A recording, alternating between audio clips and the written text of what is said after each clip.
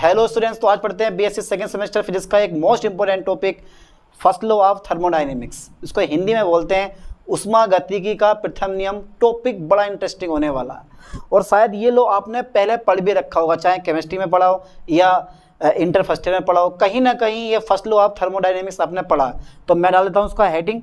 क्या हेडिंग है हमारे पास? First law of thermodynamics. ठीक है, फर्स्ट लॉ। ठीक है sir, first law of thermodynamics आज यही पढ़ने वाले हैं हम। थर्मोडायनेमिक्स कितना बड़ा नाम है, और बड़ा नाम रखा है इन लोगों ने, फर्स्ट लॉ ऑफ थर्मोडायनेमिक्स यानी कि उष्मागतिकी का प्रथम नियम। अच्छा, सबसे पहले आपने पढ़ा होगा हीट कंजर्वेशन लॉ, उष्मा संरक्षण का नियम यानी कि ऊर्जा संरक्षण का नियम। अब जो ये ऊर्जा संरक्षण का नियम होता है वही क्या होता है हमारे पास? फर्स्ट लॉ ऑफ थर्मोडायनेमिक्स होता है यानी कि उष्मागतिकी का प्रथम नियम होता है। अब ऊर्जा संरक्षण के नियम के अनुसार आपने पढ़ रखा है कि यार ऊर्जा को ना तो उत्पन्न कर सकते हो ना ही नष्ट कर सकते हो, केवल एक रूप से दूसरे रूप में चेंज कर सकते हो। ये तो आप बहुत समय से पढ़ते आ रहे हो, लेकिन आज जब मैं कथन लिखवाने वाला हूँ यहाँ पर, वो चीज़ देखना मैं कितने नियम लिखवाता हूँ इसी एक चीज़ के। तो सबसे पहला पॉइंट ये है कि वास्तव में ये एनर्जी कंजर्वेशन लॉ है यानी कि ऊर्जा संरक्षण का नियम है, जिसके कम से कम 3 या 4 कथन में लिखवाऊंगा। तो लिखवाने वाला हूँ, देखो वास्तव में ये है, इसकी थ्योरी में लिखवाऊँ तुम्हें। अब पेपर में कैसे लिखता होगा, क्योंकि हमें पेपर में नंबर चाहिए भाई।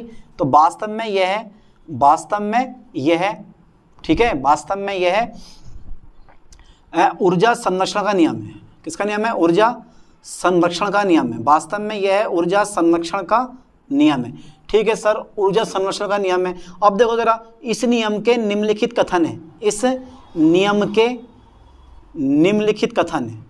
ठीक है सर, इस नियम के निम्नलिखित कथन है। क्या बात है भाई। अच्छा सर, कौन कौन से कथन हैं जरा बताओ जरा आज हमें। ठीक है भाई, चलो बता भी देते हैं हम कौन कौन से कथन हैं। जो पहला कथन था वो ये था कि ऊर्जा ना तो उत्पन्न होती है और ना ही नष्ट होती है, केवल एक रूप से दूसरे रूप में परिवर्तित होती है। बोले याद कर लोगे, ज़्यादा हार्ड तो ना है। ऊर्जा ना तो उत्पन्न होती है और ना ही नष्ट होती है, केवल एक रूप से दूसरे रूप में परिवर्तित होती है। बहुत सारे रियलिटी में इसके एग्जाम्पल होते हैं। अब एग्जाम्पल में अगर लोगे आप, तो जैसे कि आप हथौड़े से किसी लोहे को पीटते हो, ठीक है, तो जो हथौड़े से लोहे को पीटने पर आवाज़ बाहर निकलती है वो ध्वनि के रूप में, ठीक है, जो एनर्जी बाहर निकलती है वो ध्वनि के रूप में संचित हो जाती है। बहुत से एग्जाम्पल रियल लाइफ में आप देखने को मिल जाएंगे। जब भी एक तो कथन यह वाला है कि ऊर्जा को ना तो उत्पन्न किया जा सकता है और ना ही नष्ट किया जा सकता है, केवल एक रूप से दूसरे रूप में चेंज किया जा सकता है। ठीक है, दूसरा नियम यह है कि जो ब्रह्मांड की यानी कि यूनिवर्स की टोटल एनर्जी होती है वो नियत रहती है, कांस्टेंट रहती है, कभी भी चेंज नहीं होती।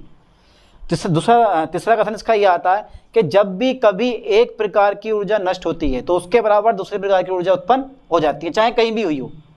अगर यहाँ पर एक प्रकार की ऊर्जा नष्ट हो गई, ठीक है, तो दूसरे प्रकार की उसके बराबर और दूसरे प्रकार की ऊर्जा अपने आप उत्पन्न हो जाएगी। तो मैं लिखने वाला हूँ, देखो पहला कथन इसका, पहला कथन क्या है? ऊर्जा को, किसको? ऊर्जा को, ठीक है, ना तो उत्पन्न किया जा सकता है, ऊर्जा को ना तो उत्पन्न किया जा सकता है, ठीक है सर, और ना ही नष्ट। ऊर्जा को ना तो उत्पन्न किया जा सकता है और ना ही नष्ट किया जा सकता है, ना ही नष्ट किया जा सकता है, केवल एक रूप से। कितने रूप से? केवल एक रूप से दूसरे रूप में। कौन से रूप में? दूसरे रूप में चेंज किया जा सकता है, चेंज किया जा सकता है। ठीक है सर, पहला कथन हो गया। दूसरा कथन कौन सा होता है इसका? यानी कि टोटल एनर्जी ऑफ यूनिवर्स और कांस्टेंट, यानी कि ब्रह्मांड की कुल ऊर्जा नियत रहती है, यानी कि यूनिवर्स की, किसकी? यूनिवर्स की टोटल एनर्जी। कौन सी एनर्जी बेटे? टोटल एनर्जी कैसी रहती है? टोटल एनर्जी कांस्टेंट होती है, नियत रहती है, कांस्टेंट होती है। ठीक है, सेकंड कथन हो गया मेरे पास ये वाला। यूनिवर्स की टोटल एनर्जी कैसी होती है बेटे? कांस्टेंट होती है। अच्छा सर ठीक है, क्या आप थर्ड नंबर भी इसका बता सकते हो? ये नियम भी सही है, ये भी सही है। दूसरा कथन मेरे पास का ये आता है कि जब कभी एक प्रकार की ऊर्जा नष्ट होती है तो उसके बराबर दूसरे प्रकार की ऊर्जा उत्पन्न हो जाती है ना। लिख दे रहा हूँ मैं भी, देखो, जब कभी एक प्रकार की ऊर्जा, जब कभी एक प्रकार की ऊर्जा, ठीक है सर, जब कभी एक प्रकार की ऊर्जा नष्ट होती है, जब कभी एक प्रकार की ऊर्जा कैसी होती है, नष्ट होती है, तो उसके बराबर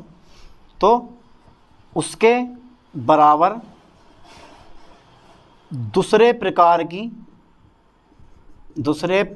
की ऊर्जा उत्पन्न हो जाती है, ऊर्जा उत्पन्न हो जाती है,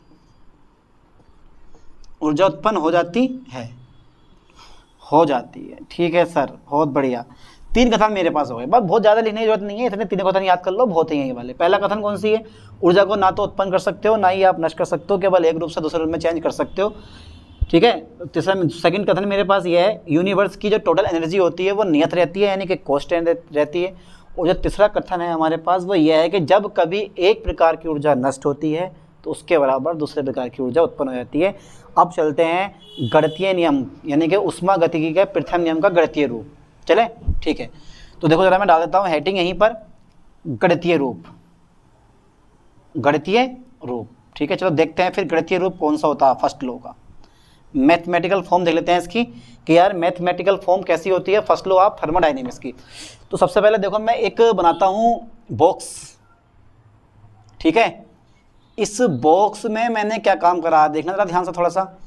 मैंने वाटर लिया है, ठीक है, सही है सर, आपने वाटर ले लिया, न तो हम तो अल्कोहल लेते इसमें, वाइन लेते, दारू लेते हम तो इसमें। ठीक है, तो हमने क्या ले लिया, इसमें वाटर ले लिया। अब वाटर पे हमने क्या लगा दिया, एक पिस्टन लगा दिया साहब। चलो ये भी पिस्टन हमने लगा दिया, ठीक है, लगा दिया पिस्टन। ठीक है, अब इसको क्या करोगे आप, थोड़ी बहुत एनर्जी दे दो। थोड़ी बहुत क्या करोगे इसको आप, एनर्जी थोड़ी बहुत की, जब हमारे पास ज़्यादा तो हम ज़्यादा देंगे एनर्जी। ठीक है, इसकी जो इंटरनल एनर्जी है, आंतरिक ऊर्जा, वो कितनी है बेटे, E1 है। कितनी है वो आंतरिक ऊर्जा, E1 है। तो देखो जब किसी सिस्टम को या जब किसी पदार्थ को या जब किसी गैस को बोल सकते हो, यानी कि जब किसी सिस्टम को Q ऊर्जा दी जाती है तो इस ऊर्जा का कुछ भाग जो होता है, यानी कि जब किसी सिस्टम को Q ऊष्मा दी जाती है या Q ऊर्जा दी जाती है तो इस सिस्टम का जो यानी कि इस ऊर्जा का कुछ भाग जो होता है वो किए गए कार्य में खर्च होता है और शेष भाग जो होता है वो आंतरिक ऊर्जा वृद्धि में खर्च हो जाता है। अभी देखो मान लिया मेरे पास वाटर है, इस वाटर की जो आंतरिक ऊर्जा वो कितनी है मेरे पास, E1 है, यानी कि इंटरनल एनर्जी E1 है। आपको गुस्सा आया, आपने क्या कर दिया, इसको Q एनर्जी दे दी, यानी कि Q ऊष्मा इसको दे दी। अब जब आपने इसको Q ऊष्मा दी है तो इस ऊष्मा का कुछ भाग जो होता है वो किए गए कार्य में खर्च होता है, किए गए कार्य में खर्च होता है, और कुछ भाग जो होता है वो आंतरिक ऊर्जा वृद्धि में खर्च हो जाता है। ठीक है, क्योंकि भैया जब आप इसको हीट करोगे, उष्मा दोगे, तो उष्मा देने पे जो तुम्हारे अंदर इसके अंदर वाटर होगा, वाटर जो होगा वो धीरे धीरे वाष्प में चेंज होने लगेगा। वाष्प जो होती है वो इस पिस्टन पे क्या लगाएगी, प्रेशर लगाएगी, जिसकी वजह से पिस्टन ऊपर की ओर उठ जाएगा और कुछ ना कुछ आपको कार्य मिल जाएगा। मिलेगा नहीं मिलेगा, तो कुछ भाग जो होता है इस उष्मा का वो किए गए कार्य में खर्च होता है और शेष भाग जो होता है वो आंतरिक ऊर्जा वृद्धि में लॉस हो जाता है। और इसी से निकलता है गणितीय रूप किसका, फर्स्ट लॉ ऑफ थर्मोडायनेमिक्स का। तो मैं देखो डाल देता हूँ, मैं लिखवा देता हूँ मैं इस लाइन को कि भैया देखो जब किसी सिस्टम को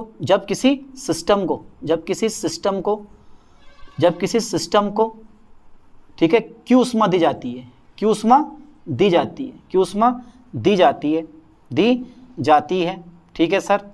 तो इस ऊष्मा का कुछ भाग, इस ऊष्मा का कुछ भाग जो होता है बेटे, कुछ भाग किए गए कार्य में तथा शेष भाग इंटरनल एनर्जी में लॉस हो जाता है, और इंटरनल एनर्जी वृद्धि में लॉस हो जाता है। वृद्धि में क्या होता है बेटे, लॉस हो जाता है। ठीक है सर, लॉस हो जाता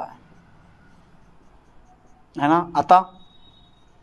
अतः मैं लिख सकता हूँ कि ये जो मेरे पास Q ऊष्मा है वो 2 भागों में डिवाइड हुई है, एक तो आंतरिक ऊर्जा वृद्धि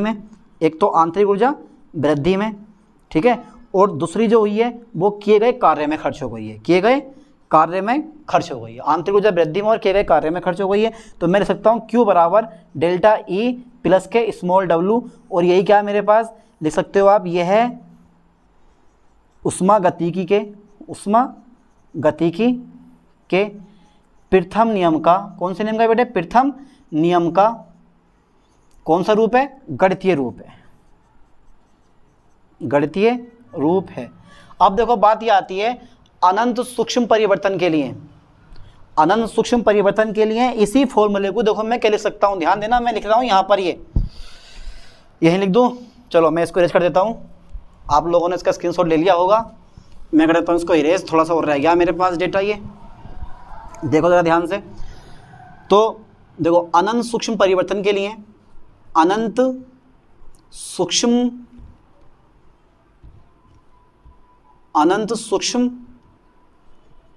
परिवर्तन के लिए, इस समीकरण को निम्न प्रकार, इस समीकरण